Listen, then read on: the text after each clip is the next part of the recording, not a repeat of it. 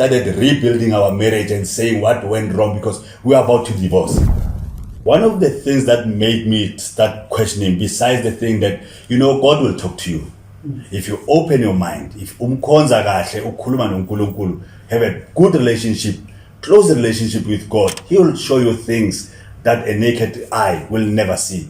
But we used to question ourselves to say, maybe we are the ones who are wrong. When we see these things about him, to say he's into a cult, sleeping young girls, virgins, he's sleeping with people's wives, he's sleeping with all, and I repeat, all female pastors. I've said it on so many platforms, and if there's any female pastor that is in his church who's there to challenge me, let her come out and say you're lying so we can take her on, because there's no way. There's not even a single female pastor who's ordained by ZONDO without making sure that she is initiated. Initiating, I mean sleeping with her. Now, when this thing started, and we hear of stories that emanates from even 2012 to say he's into witchcraft, he's into sleeping with rapes and sleeping with females and even men or boys, then those things started to bother me. When I saw a pattern that is happening at home to say he's trying to destroy my marriage, and that is exactly what the devil does. The devil is there to destroy, steal, and kill. Then I started questioning, because we had a good relationship. I'll talk to him directly. I'll talk to my wife. One of the things that I thank God for is my wife used to talk to me. Yes, there might be instances where maybe she was hiding things from me. Maybe I was not telling her, for an example, to say I've spent $10,000 to make sure that things go well at a branch or whatever. But she used to question things and talk to me a lot to say this and that we're not fine.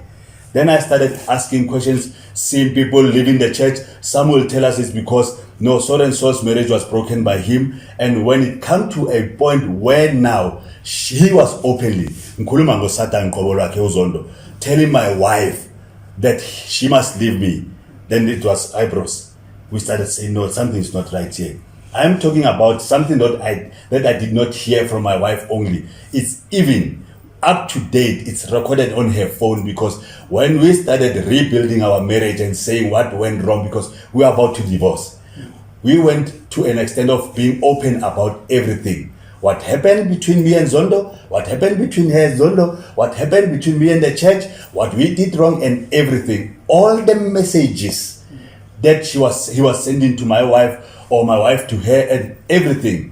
I went through them. It was not leke, but we are here by the grace of God, because there's a purpose why today we are here. There's a purpose why we did hear a calling from God to say, this is your journey to expose the devil that is within the veil, that is destroying not only South Africa, even neighboring countries like Botswana, Lesotho, etc. Another question that I would really want to ask is, at what point do you think you realized, both of you, to say, no, he's pinning us against each other? Okay, let me answer that one, because my husband would go and see him. When he goes to meet with him, he would come back saying, okay, we've resolved everything, we're on the same page, we agree. But on his way back home, you'd find Usata News on the phoning me to say, Yabonu Popedi doesn't understand. And I would be like, no, you are saying something else, and yet Losata no phonile umjela wuti you're not reaching an agreement or an understanding. So what is happening? And I insisted on having one meeting, the three of us. And it took a while for him to even accept to have that meeting. Eventually, when we had the meeting, he blamed the devil. It was like the devil is playing us, and that's ZONDO. That's ZONDO, playing us, and we're not supposed to be fighting and all of that. So it came out that my husband was actually not lying. He was the one who was staring. Then we decided, okay, fine, we're going to withdraw from the church, because it's not the church that we would want to be part of and let our children grow in. And it's not the church that is serving God, and if it's destroying and destroying families. So slowly we started pulling out. That was the reason. But we got a meeting where ZONDO did not even want the two of us in the meeting. And I said, no, we're only going to have one meeting.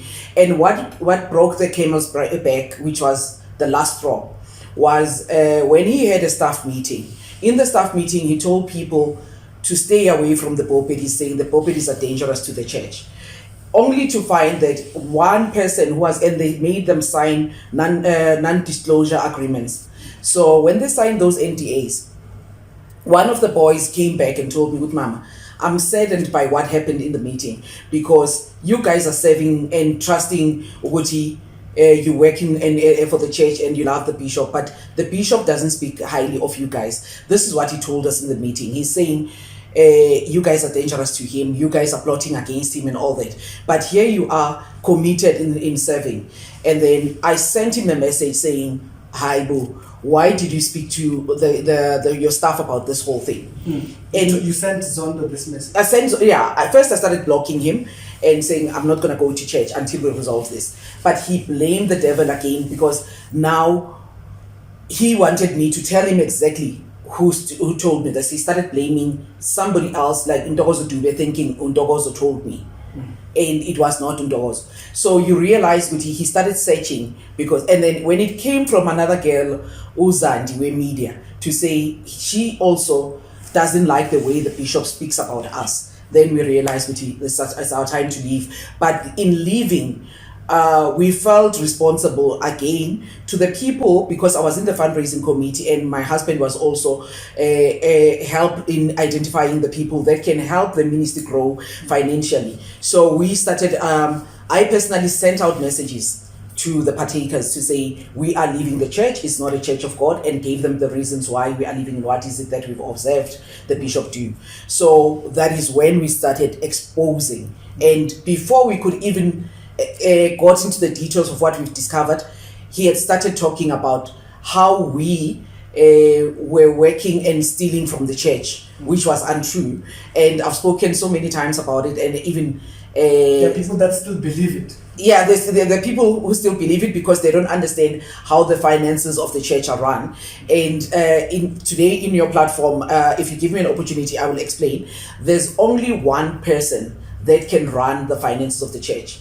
Branches collect money and it's sent to the head office, but the accounts are controlled by Zondo. The one-time PIN is sent to Zondo, and he's the only one who has access in what money goes out and how is it spent. So it's not possible for you to steal money. No, it's not. And even what I'm happy about is that with all the fundraising, there was an account, the people that would give minimum 25,000, 50,000, 100,000, those people would get SMSs and they would use a reference with their surnames so that they can identify which project they are giving into. So it was easy to track the money. So if there's anyone who says they've personally contributed to what's a cause in the cult, but they've given the money directly to me, I would challenge them to say, okay, fine, show me your proof of payment.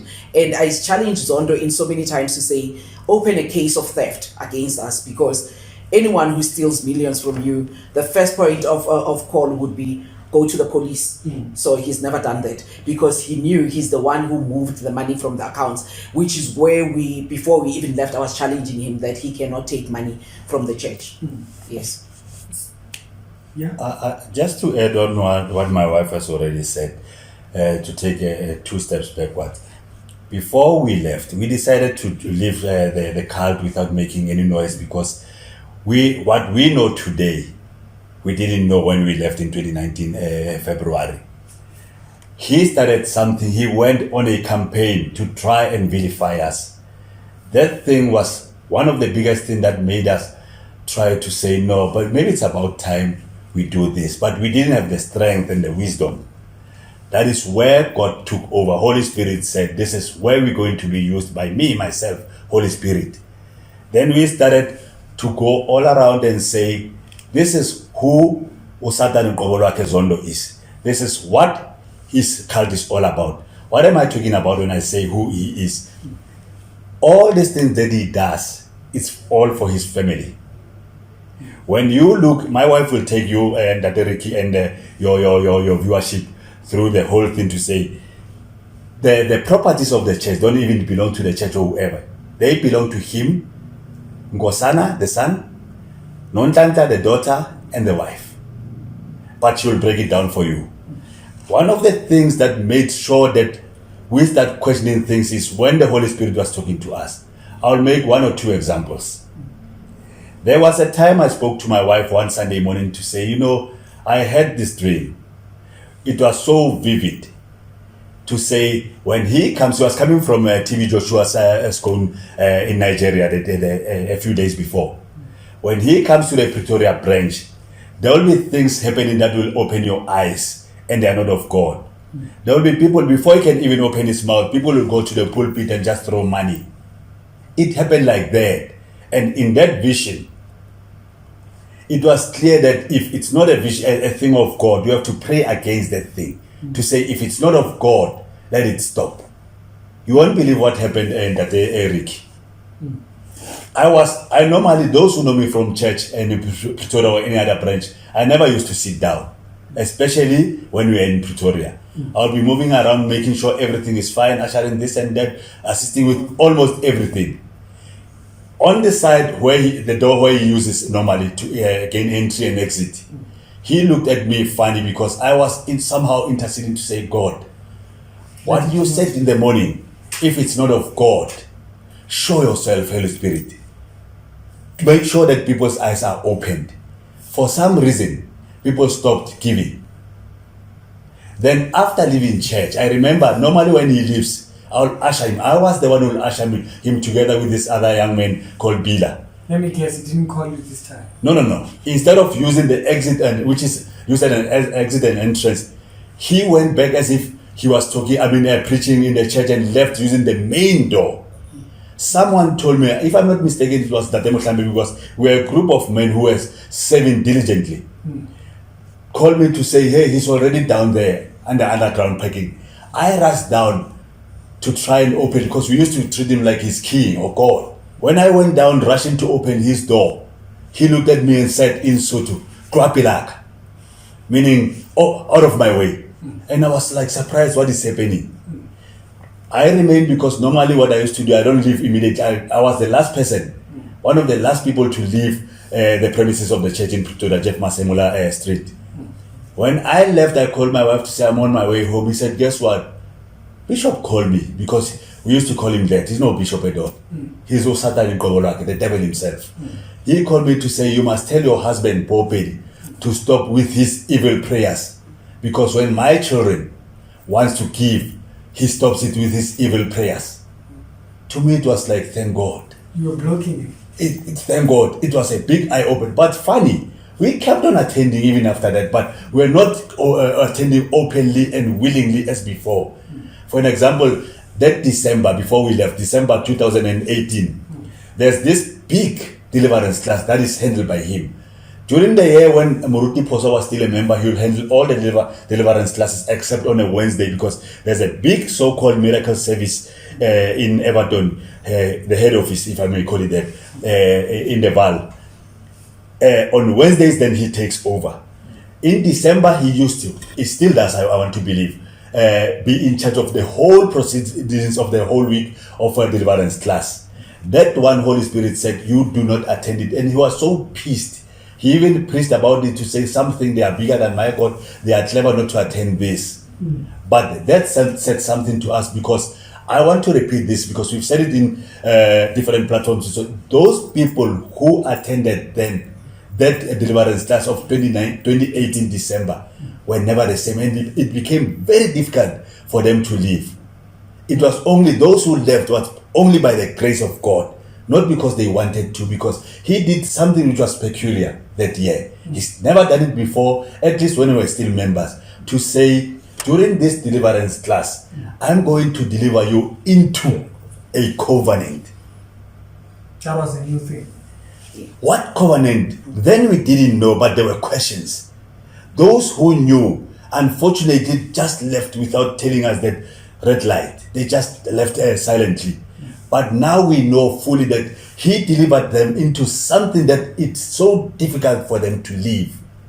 Hence, today there are those, even during this, you'll see their comments when we're recording this, during the days, they'll be saying, the Popedis are devils, the Popedis this. I do not care, because I'm not doing this so that I can have praise or make money. I need no money. We need no praise on this, but we're doing what God says we must do, expose the devil for what he is and save people's souls. So how much of that, after that period, 2019, you said, he continued on to make that kind of a prayer, delivering them into. In 2019, after the deliverance class, there was a new slogan that they still use, "Re bana ba selekane." We are children of the covenant. So it was a new thing that has started. It was every year there's what do you call a theme, a thousand times more blessing, delivering you into the Egyptians you see today you shall see no more, build on a rock, different themes, slogans. So after 2018 December deliverance class, it became Bana ba selekane. So and then I think in my last interview, I asked what covenant were you delivered into, because there's covenants in the Bible that God made with people, and a covenant is an agreement covered by God, but Zondo's covenant is nowhere in the Bible. So which covenant did he deliver the people into? The only reason and explanation I can find is he was delivering them into his kingdom. And as I'm talking now, I remember one big event that took place and we attended, and I made the mistake. I didn't know again it was his elevation in the kingdom of darkness, the where he was being given the title of the eminent peace ambassador, which is an elevation in the kingdom of darkness. It has nothing to do with the UN. And I was part of the organizers. So people phoned me, the partakers, the people who are financing the ministry phoned me, Makobedi, what are we wearing? Okay, I'm thinking it's a celebratory event and all that. So just to impress, there's no need for you to wear the garment of power of the devil. So I'm like, okay, dress whatever. I didn't know that everyone needed to wear the colors of the cult so that the elevation can be complete. So then during that service, he was so angry with all the partakers. They are ashamed of him. Why did they don on the garment of power? And then in that, everyone had to ask for forgiveness and give 5,000 rand. That's a fine. Yes, that's a fine to say awamuswabela. So all of us, You should have been elevated. sheepishly so, yes, sheepishly so, we went and gave 5,000 because it's an apology that you're offering because you did not wear the right garment. What we didn't understand, it was an elevation, and he was putting everyone into that covenant with him. So the partakers were saved because they were not wearing that garment of power to make part of the group. Did some of them leave after you? It was easy for the ones who did not wear the garment, and we left. And he blamed me because they phoned me to ask what they were wearing, and I took the blame. And again, to show your 5,000 was worth it. the 5,000 was not even worth it because I still got a call the following day to reprimand me for what I've done, and I did not even understand. And he called a lot of partakers asking them, why don't you call me the eminent peace and congratulate him? So if you congratulated him, you acknowledging him spiritually, the level that he's in. And I could not get it right, and I couldn't, like, I'm that person that researches. I said, there is nothing like this. I can't find the organization. And my husband even went further to say, the creditors, the people that are credited. Yes, I can't find it. And he went further to say the UN is in New York. Why didn't they call you to New York instead of coming? So the logistics were just wrong. But now we understand, now that we have left, but no. Everything that he was preparing, he was advancing. He didn't have time to make sure by the time we left, everyone would be in this covenant. So because we made sure we did not attend the deliverance class, I got calls from people who were close to him to ask me, why didn't you attend the deliverance class? Why didn't you attend the last services during the year? But at the time we knew, it's our time to leave. How long did it take you guys to fully trust each other after that? Okay. It's a process. Yeah. I'll be brutally honest with you. I love my wife with no reservations. But it's like deliverance. There's just no way you can say you live a cult and after a year or 3 months or whatever, you're fully delivered. I don't care who says what, but I know because we are going through this journey together. There are times where it hits hard and you question the trust, you question something that happened years ago, this and that, but by the grace of God, I still go back to my to my knees, even when I don't even tell her that, I feel like this and that today. I go back on my knees and say, God, give me the strength. It's funny. I'm as more wiser, more loving, and more brave than ever before because of this journey we're in. It's a calling to us. It's not just a thing of saying, no, let's do it part-time. That is why there are times where we feel like it's just too much. It's draining us in our marriage, financially, etc. But God keeps on saying, you are enough for it. Because even when we try to take a step or two backwards, something happens. There's this thing burning within one to say, go back to doing it. In short, I'm trying to say it's not something you can say, kuphelile siyazwana kahle, but kunala kuzoba nama ups and downs, ufile kabuhlungu, afile kabuhlungu, unquestioned this and that. But it doesn't even take a day. We go back to saying, hey, it's that thing. Yabona manje ifuna ukwenza 1 2 3, because the devil uSatan qobo lakhe is not giving up. He's always trying to fuel and ukuvusa izinto to resuscitate whatever he's got on us, those who have left. Not only the properties. Most people will tell you that they've left, but because they didn't do one of the biggest things to say with their mouth, confess, testify that they've left. And this is what happened, because the biggest deliverance comes from this, your mouth, saying, I was there, I lived there, now I've left, and I did XYZ. But most of them, they just go to their little corner and keep quiet. That is why it's easy for him ukuvuselela izinto abashayi easily. Okay, Ricky, what I wanted to answer, Mina, is to say it's easy if you say the trust issue. It's easy if you are open with each other as a couple. There is one thing that Zondo would always question with me. If whatever we spoke about with him, I would tell my husband. So even the things that I kept from him, when I decided, Guti, we want to build, and I shared everything. There was nothing that I said, okay, I'm gonna keep this because it's embarrassing or in. So having that relationship of being, and I remember answering to him, Guti, why is it surprising that I talk to Popedi about everything? And then he said, no, even the little thing that I talk to you about, you always say, Popedi says this, Popedi says this. And I said, but he's my only friend. I'm with him almost every time, like hour of the day. So when I go back home, whatever we spent or talked about here, I would go back to him. So even those embarrassing things, it was easy for me to become open with him. So then for Zondo, it doesn't make sense because I need to be embarrassed about certain things. And we said, okay, fine. There's no way I want to lose my husband. There's no way I want to lose the father of my kids and all that. So we are working on building. Then there's no reason for me to hide because we have that relationship. So it was easy. It was painful. It was easy to share, but painful to see him go through the pain. But what made it easy is we are friends.